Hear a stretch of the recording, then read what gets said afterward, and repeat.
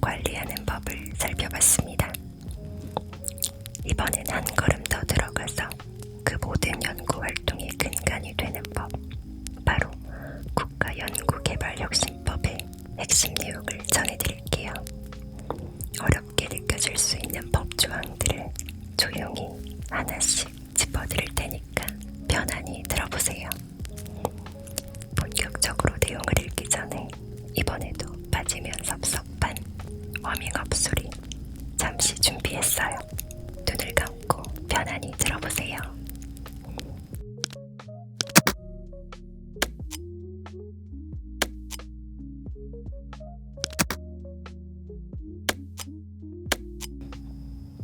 지금 들리는 소리는 도장에 찍히는 소리입니다.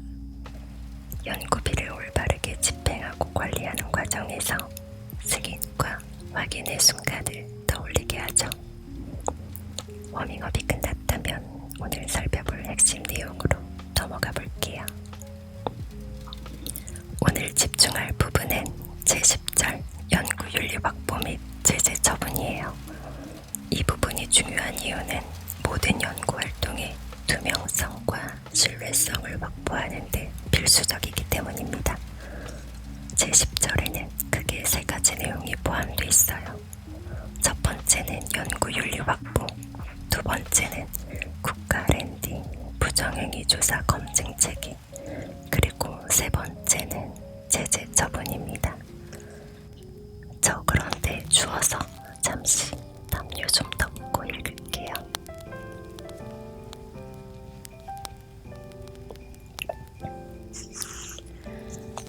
첫 번째로 연구윤리 확보 부분입니다.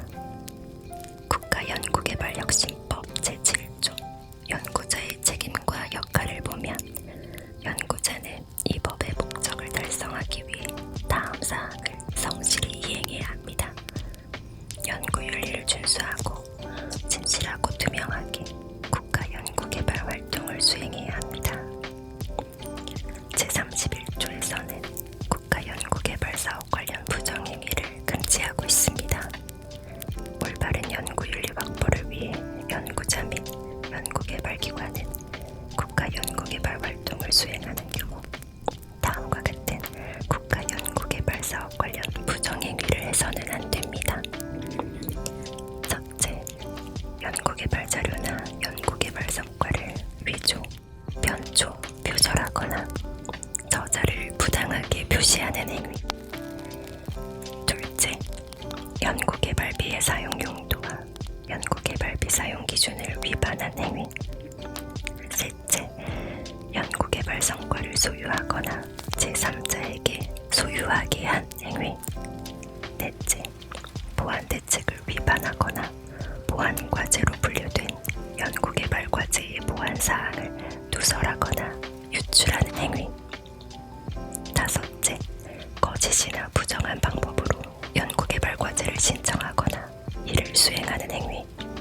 여섯째, 국가연구개발 활동의 건전성을 저해하는 행위로서 대통령령으로 정하는 행위. 연구개발기관의 장은 소속 연구자 또는 연구지원 인력의 부정행위를 알게 된 경우에는 이를 검증하고 필요한 조치를 해야 하며 이를 속한 중앙행정기관의 장에게 보고해야 합니다. 다음 사항 중 어느 하나에 해당하는 경우 중앙행정기관의 장은 필요한 조사를 실시할 수 있으며 이 경우 속한 중앙행정기관이 다수이면 공동으로 조사를 실시할 수 있습니다. 첫째, 연구개발기관의 자체적인 검증 조치가 불가능한 경우. 둘째, 보고 내용의 합리성과 타당성에 문제가 있다고 판단되는 경우.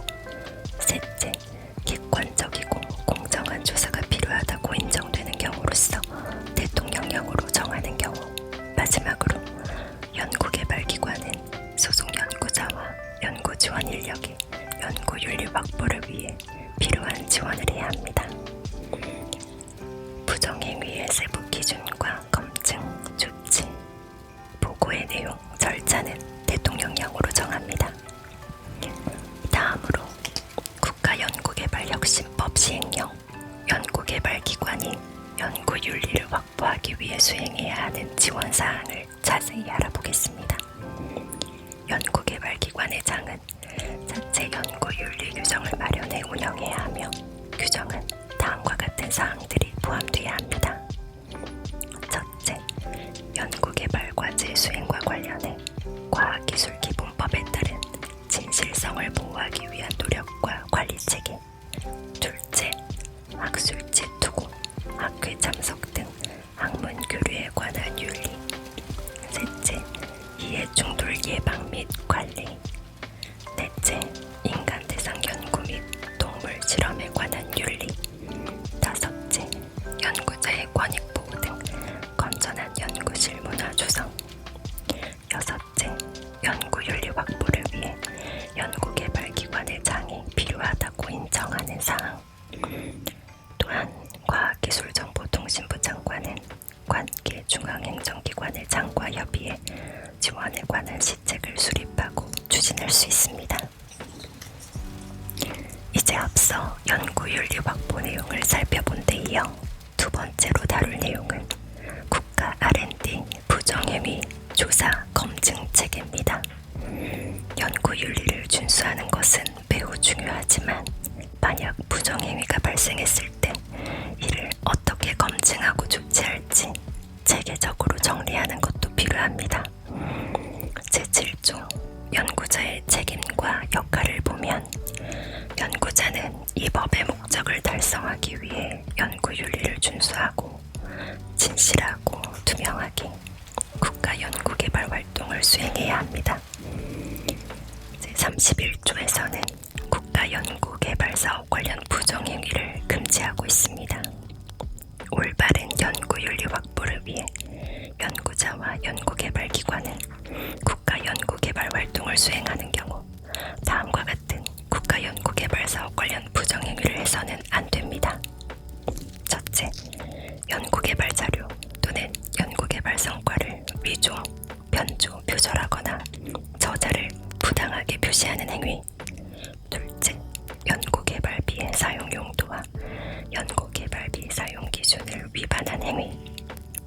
셋째, 연구개발 성과를 소유하거나 제3자에게 소유하게 한 행위. 넷째, 보안대책을 위반하거나 보안과제로 분류된 연구개발과제의 보안사항을 누설하거나 유출하는 행위. 다섯째, 거짓이나 부정한 방법으로 연구개발과제를 신청하거나 수행하는 행위. 여섯째, 국가 연구개발 활동의 건전성을 저해하는 행위로서 대통령령으로 정하는 행위. 연구개발기관의 장은 소속 연구자 또는 연구지원 인력의 부정행위를 알게 된 경우에는 이를 검증하고 필요한 조치를 해야 하며 소관 중앙행정기관의 장에게 보고해야 합니다. 소관 중앙행정기관의 장은 필요할 경우 자체 검증 조치가 불가능하거나 보고 내용의 합리성과 타당성에 문제가 있을 때 또는 객관적이고 공정한 조사가 필요하다고 판단되는 경우 조사를 실시할 수 있습니다. 연구개발기관은 소속 연구자 및 연구지원 인력의 연구윤리 확보를 위해 필요한 지원을 해야 하며 부정행위 세부 기준, 검증, 조치, 보고 절차와 조사의 내용 절차는 대통령령으로 정합니다. 다음으로 국가연구개발혁신법 시행령을 통해 연구개발기관이 부정행위를 조사, 검증하고 필요한 조치를 수행하는 체계를 자세히 알아보겠습니다.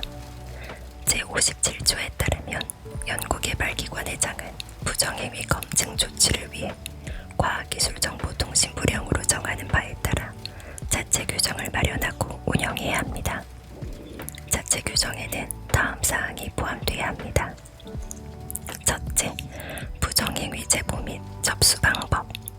둘째, 부정행위 증명을 위한 조사의 절차 및 방법.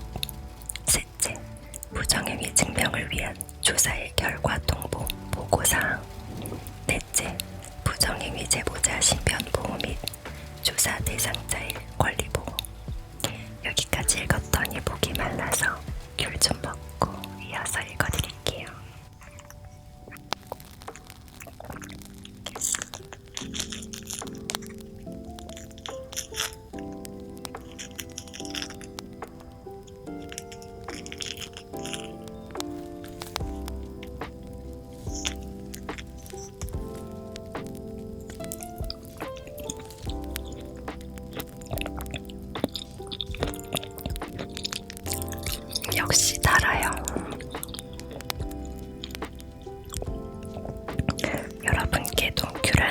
읽어보고 싶네요.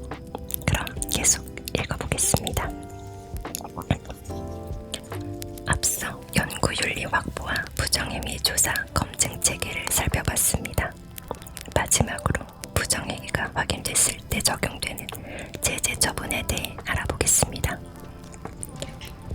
제32조를 보면 중앙행정기관의 장은 다음과 같은 경우에 연구개발기관, 연구책임자, 연구자, 연구지원인력 또는 소속 임직원에 대해 10년 이내의 범위에서 국가연구개발활동 참여를 제한하거나 이미 지급한 정부 연구개발비의 5배의 범위에서 제재 부과금을 부과할 수 있습니다.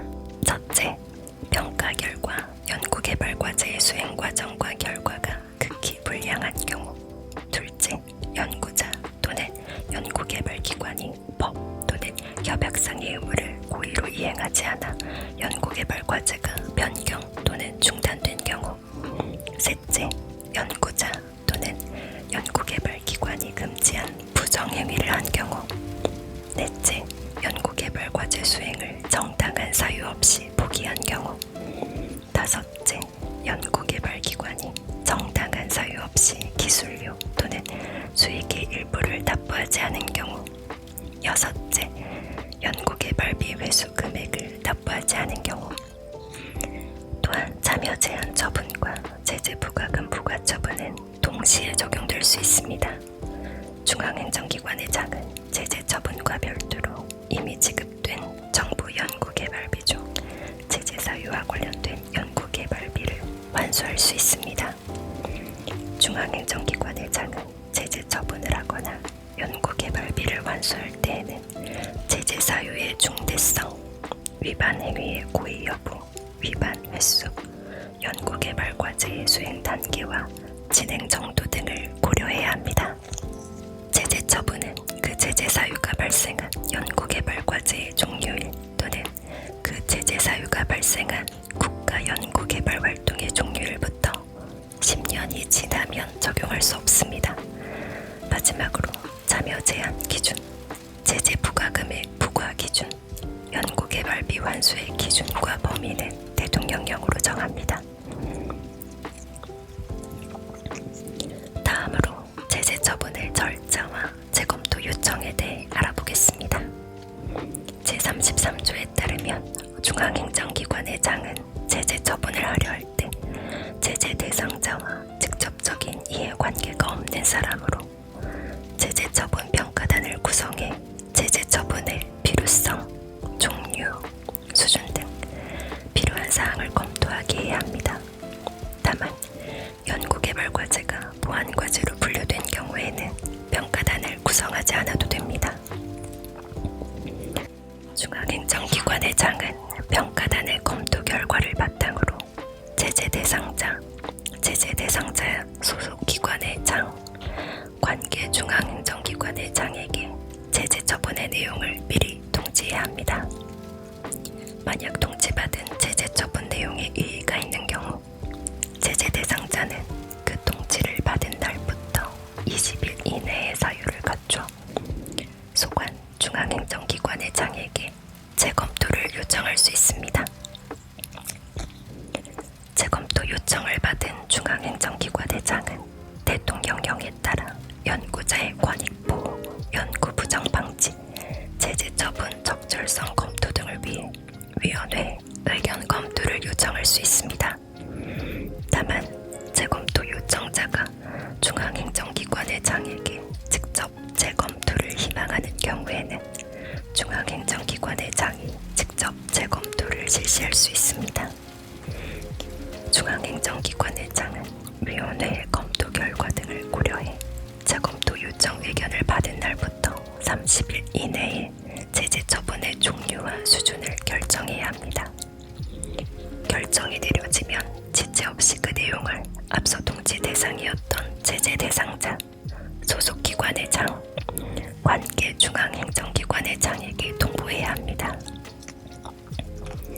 또한 중앙행정기관의 장은 결정 내용을 통합정보 시스템에 등록하고 다음 사항에 대해 공개합니다. 첫째, 참여 참여 제한 기간이 5년 이상인 경우, 둘째, 제재 부과금 부과 금액이 이미 지급한 정부 지원 연구개발비의 3배 이상인 경우, 다만 평가단과 위원회 구성 운영, 검토 절차에 따른 등록 및 공개의 내용 등은 대통령령으로 정합니다. 제재 처분의 절차와 재검토 요청 과정을 거쳐 최종 결정이 내려지면 이후에는 해당 제재가 실제로 이행되고 관리되는 단계로 이어집니다. 제34조에서는 이러한 제재 처분에서 관리 절차를 이렇게 규정하고 있습니다. 소관 중앙행정기관의 장과 관계 중앙행정기관의 장은 참여 제한 처분을 받은 자에 대해 지체 없이 모든 국가 연구개발 활동에 대한 참여를 제한해야 합니다. 또한 연구개발비 환수나 제재 부과금 부과 처분을 받은 자가 기한에 납부하지 않을 경우에는 독촉을 하고, 그럼에도 납부하지 않으면 국세 체납 처분의 예에 따라 징수합니다. 이때 독촉의 절차는 대통령령으로 정하도록 되어 있습니다. 지난 1편과 2편에서는 국가 R&D 연구비 부적정 집행 사례집을 통해 실제 사례를 들어봤다면, 이번 마지막 3편에서는 국가연구개발혁신법 매뉴얼 중 연구윤리 확보 및 제재 처분에 대한 내용을 ASMR로 소개해드렸습니다.